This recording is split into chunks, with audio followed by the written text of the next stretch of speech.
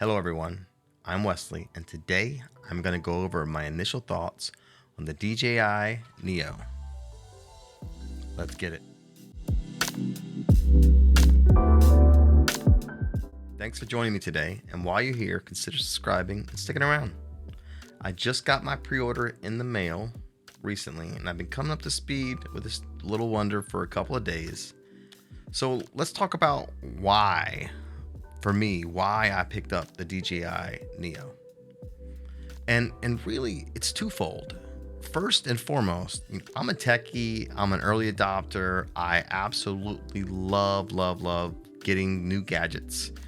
The promises made when DJI announced this hooked me real quick. And some of those are, there's no controller needed. You can use your phone if you need to, but really and truly, the magic is in these predetermined flight routines. And these things, you can just set it, it'll do its routine and come back to you, and that is super cool. It takes a lot of the guesswork out of using a drone. It takes a lot of the issues. But then again, you can still use a controller when you want to. It's super durable with the cage around the front, the top and the bottom. It does not have obstacle avoidance, so something you got to keep in mind. And it really only does 4K 30. I wish it had 4K 60 and 120, but it does not. My thought process for this little purchase is really to use it to establish shots using, say, rocket mode, or to document my street photography using the spotlight mode or the follow mode, and then use the DJI mic in combination to record my audio.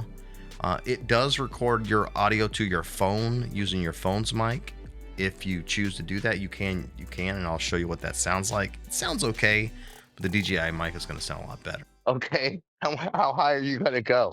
And you're coming back towards me. I love it. Okay. Drone mode. Scoot, scoot. Land. So, and if you, like I said, if you want to use the controller, it's there to get other creative shots. But I'll happen to have a second shooter, and that's really the real reason. Is I like to go out alone and shoot street photography, but the POV stuff is okay. I would like to get some more cinematic shots, and I'm thinking maybe this DJI Neo would do that. So next, let's go over the quirks, and there's a few quirks. First thing is, you cannot get this thing to do anything without a phone. You have to connect it to your phone, and it took me several tries to get it to connect. And you got to download the DJI Fly app and activate it before you can use it. And the app's okay, but it took a lot of massaging to get it to work. And the average user is going to have a lot of frustrations and might give up. But the app does have useful features once you do get it to work. You can, like I said, you can fly it manually. You can use it to have the drone take off. You can select the different modes with the app. You don't have to do it on the buttons up on top right here. That's where you can do it here, but you can do it on the app as well.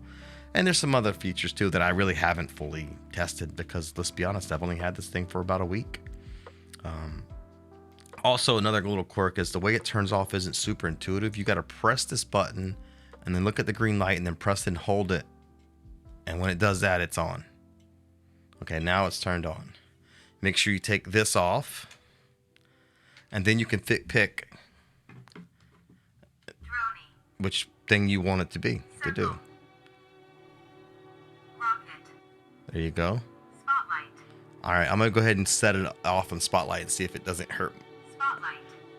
3, Let's see what happens. 1. Okay.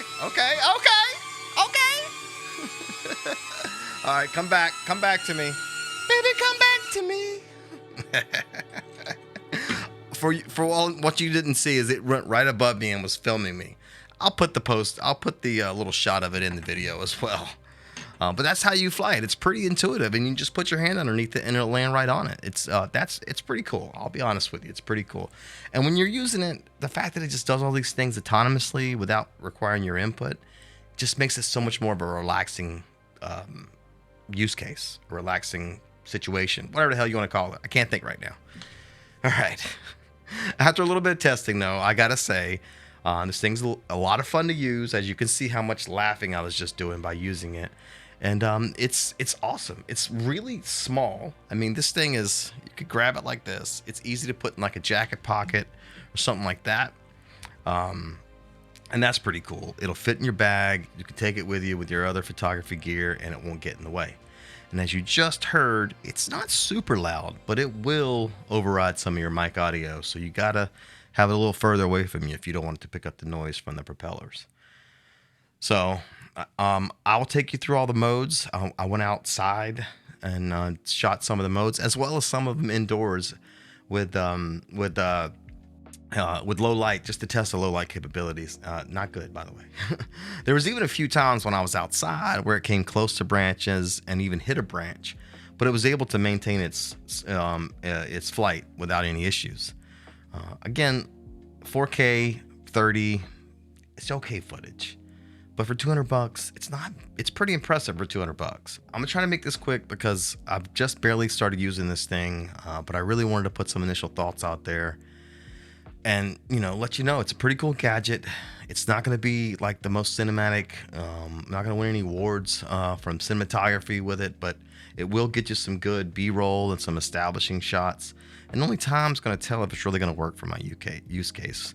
I can see someone definitely try to steal it from me while I'm downtown or looking at me funny when I'm out shooting street photography and had this thing follow me. But, we shall see. We shall see.